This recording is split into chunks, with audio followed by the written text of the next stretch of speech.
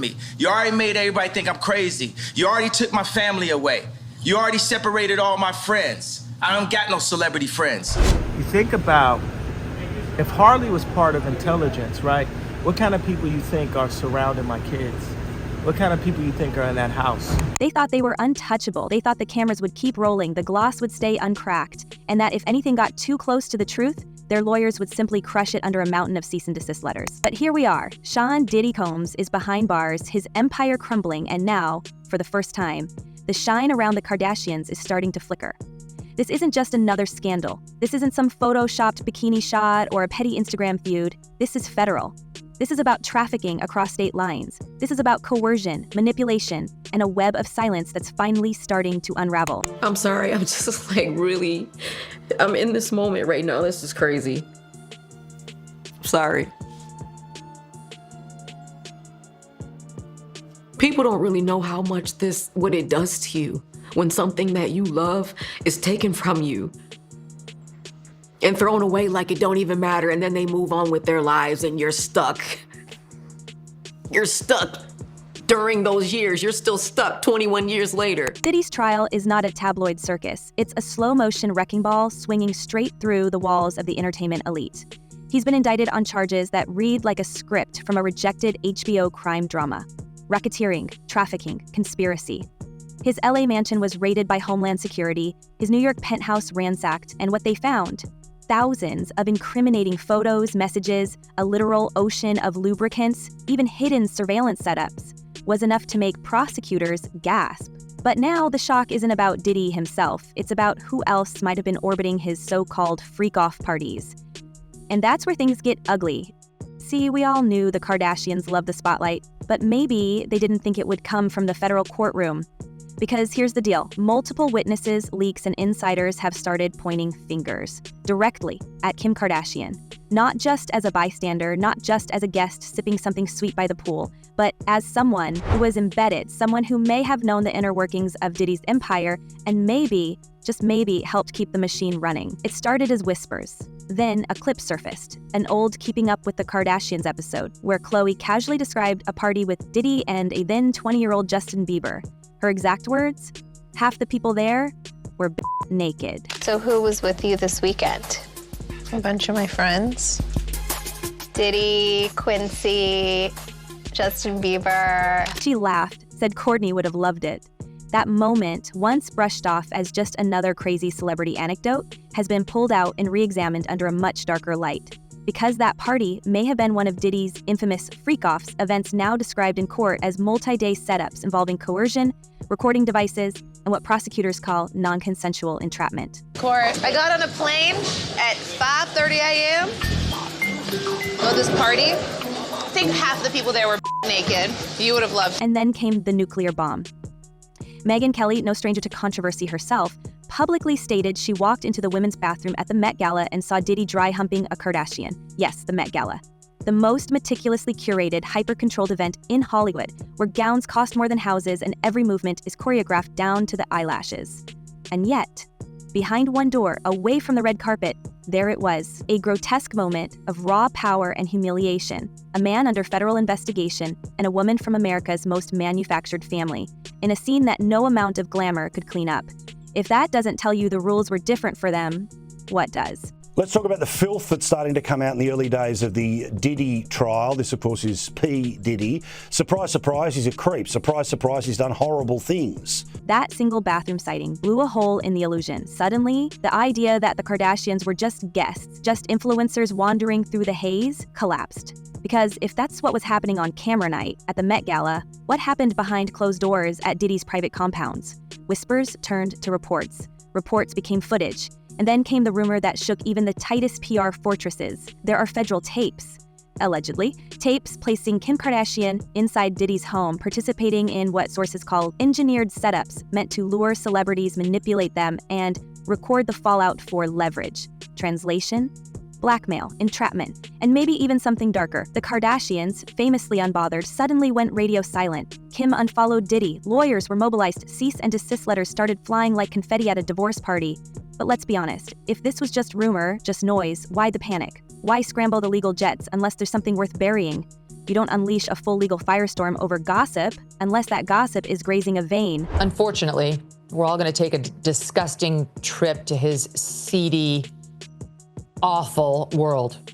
You know, the man has no class. He has no kindness in his dark, dark heart.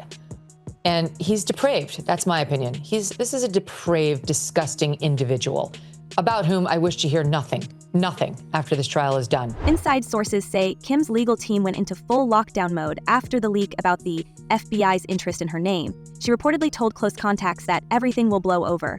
But then another bombshell dropped. A witness, name redacted in court filings, claimed to have seen Kim arriving at Diddy's house alone, late at night, on multiple occasions. No entourage, no cameras, just her, and the kind of silence that only means two things: secrecy or fear, or both. And while the legal teams battle it out in the background, something even more disturbing is happening in public. The Kardashians, once the queens of the narrative, the architects of their own mythology, have gone quiet. Not a word from Kim, not a vague quote from Kourtney, not even a passive-aggressive meme from Khloe. And in Kardashian world, silence is not golden. It's radioactive. When you're typically broadcasting your young one's piano session and mentioning various companies during the stream, and then abruptly stop, people take notice. And in this case, they're noticing with suspicion. The speculation is feeding itself. What did they see? What did they do? What were they paid? Did they help orchestrate setups? Were they pawns, players, or something in between? Let's not forget that Khloe once gushed about Diddy's energy, that Kourtney fondly reminisced about parting with him, just the boys, that Kim was photographed with him for over a decade, from red carpet appearances to private birthday celebrations. And now, with Diddy's trial unpacking a decade of coercion, entrapment, and forced compliance, those smiles in the photos start to look a little less innocent. Dishonest, violent, horrible. A promiscuous swinger who lied to and cheated on multiple partners. Incredibly, that's how Sean Diddy Combs' own lawyers described the billionaire music mogul, currently facing serious trafficking charges in a New York court. And then there's Cory Gamble, Kris Jenner's longtime partner. His name keeps popping up. His ties to Diddy go back years, including emotional Instagram tributes, public praise, and private gatherings. Insiders now whisper that Cory may have known more than he let on. One source bluntly stated, he wasn't just standing in the corner with a drink. He was part of the planning. Cory denies it, but Kris, she's gone into overdrive trying to spin, distract, and distance. Rumor has it she's already been in talks with high-profile crisis firms to prepare for the possibility that subpoenas might come, because if the Kardashians end up called to testify, this shifts from messy gossip to historic scandal. Are you surprised by the evidence that's already coming out in the criminal trial? No, I'm not surprised. I experienced some of those things. Witness violence. It's not just about a photo anymore, or a wild night, or a couple of loose quotes. This is about a potential criminal enterprise involving high-level celebrities who weren't just playing dress-up with darkness. They might have been helping run the machine. Diddy's indictment doesn't stand in isolation. It implicates structure, purpose, repetition, and to pull that off, you need more than just staff. You need faces, you need influence, you need people who can stand in front of the lens and sell the illusion while something rotten grows just behind the scenes. And the Kardashians? For years, they've been the lens, the story, the brand. But now that brand might be the very thing dragging them toward the courtroom, because the prosecution isn't done. The list of names is growing, more footage is leaking, more witnesses are coming forward, and the empire of silence that's shielded them for so long is starting to crack. Well, the things that I experienced with him were monster-like. That stuff almost destroyed my life. And maybe that's what's most chilling of all. Not the rumors, not the tapes, not the grotesque spectacle in the Met Gala bathroom, but the silence, the sudden, deafening silence of a family that built its fortune on never shutting up. The courtroom is still speaking, the judge is still calling names, but the Kardashians, for once, have nothing to say, and yet, maybe someone did try to warn us. Maybe, long before the handcuffs and the courtroom sketches, someone had already seen behind the curtain and tried, desperately, to scream it into the void. Yee. For years, they painted him as unstable, erratic, paranoid. But now, those unfiltered live streams, those cryptic rants, those tweets that got him shadow banned, they sound less like meltdowns and more like prophecies. We all laughed when he called Diddy a puppet master, when he accused Kim and Kris of being controlled, when he said Hollywood was a trap designed to record, manipulate, and destroy. But look at the facts unraveling now. Tapes, leverage, cease and desist letters, surveillance. If West's rants were a script, the trial is the documentary. And I wouldn't be here. And on the news, they would have said it was because of a mental issue. He posted it all in plain sight, that Diddy was not who he says he is, that certain celebs were being lured into contracts they couldn't leave. He said handlers were real, that parties were staged, that people were being intoxicated and filmed for blackmail. Back then, we rolled our eyes and said, he's off his meds again. Now we're scrolling through court transcripts and realizing he told us all of it. And when he said Kim wasn't really free, when he said she was surrounded by plants, when he said Kris was working with someone inside, was he spiraling? Or was he unraveling something bigger than he could carry? And then there's Khloe, the fun one. The one we thought was the safest from all this mess. But we're starting to see cracks in the timeline, cracks with sharp edges. Back in the early 2000s, she was just a teenager, a minor. And yet stories have emerged quietly, subtly, suggesting she was already mixing in Diddy's circle. A resurfaced clip from a forgotten episode of Keeping Up includes Scott Disick casually admitting Khloe first met Diddy when she was 16. Not at a concert, not with her family, alone. And not long after that, she started partying hard. It sounds like you're dealing with a bunch of your own decided, like, harvest this and build up all this animosity towards me. And let's not forget the accident. The car crash in 2001 that left her with serious brain trauma. She's spoken about it before. Memory loss, migraines, disassociation. And sure, maybe the crash was just a crash, maybe. But if she was already being exposed to Diddy's world at that age, the question isn't what happened in the car, it's what had already happened before it. Who was she partying with? Who was watching over her? And who was letting a vulnerable teenager spiral into that scene without consequence? We're not saying Diddy caused it, but we are saying the roads were converging. Well, there's also something strange about the timeline of her relationships. Around the time of the crash, Khloe was reportedly getting close to a new wave of celebrity circles, ones that revolved around older, more powerful men with known ties to Diddy. We're talking promoters, photographers, underground party planners. These weren't school friends. These were people who hosted events at private homes in the hills, where phones were taken at the door and the guest list was verbal only.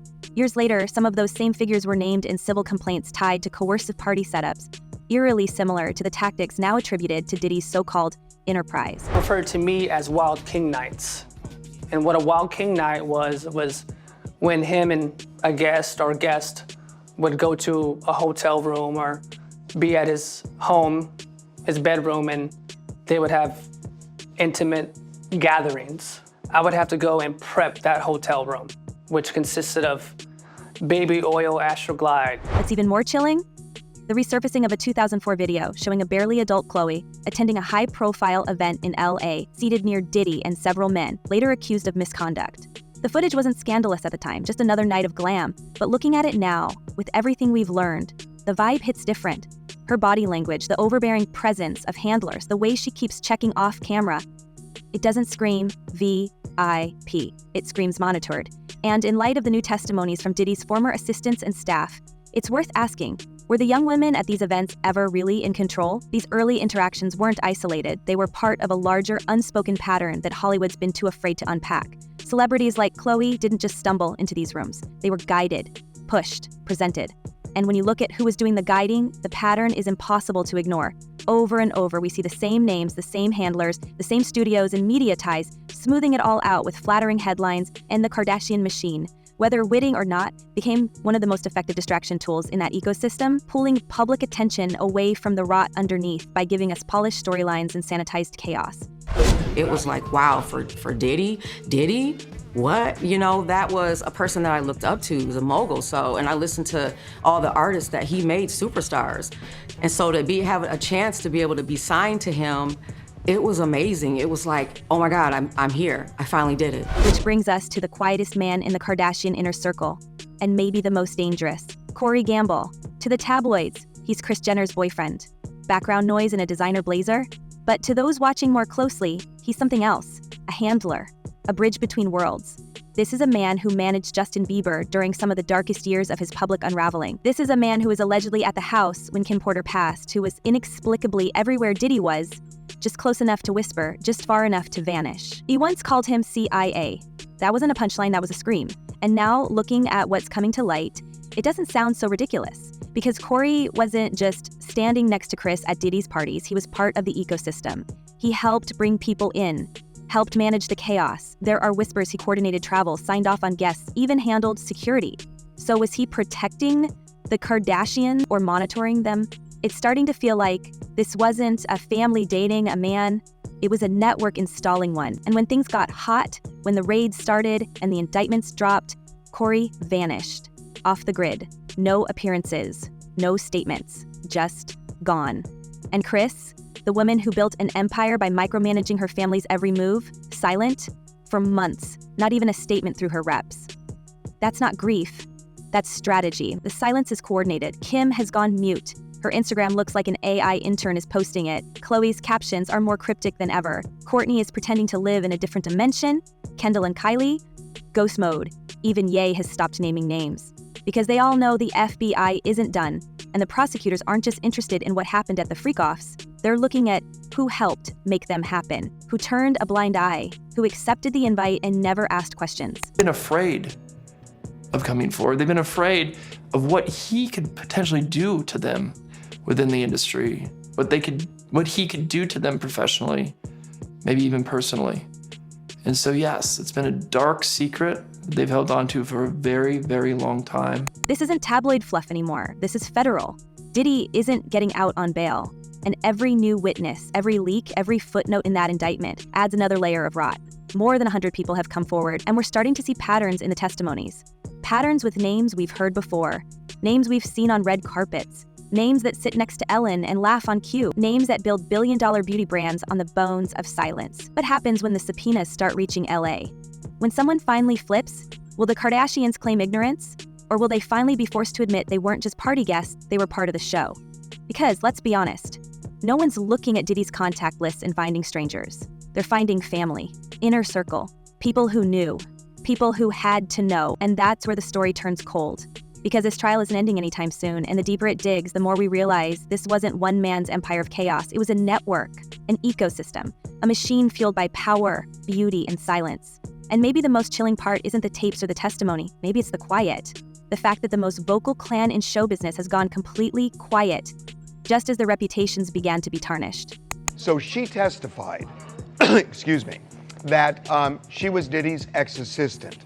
She said he her, sexually assaulted her in various ways multiple times. He exacted unbelievable violence against her, threatened her, one point allegedly threatened to take her phone and use anything on the phone. So now we have to ask, is this just Diddy's downfall or the beginning of something bigger? If the walls around the Kardashians are cracking, who's still inside? What names haven't leaked yet? And when the next round of indictments drops, will Hollywood's favorite family finally get pulled into the spotlight they can't control? What do you think? Are the Kardashians victims or architects? And if they speak out, what do you think they'll say? We'll be watching. Stay loud, stay curious, and goodbye for now.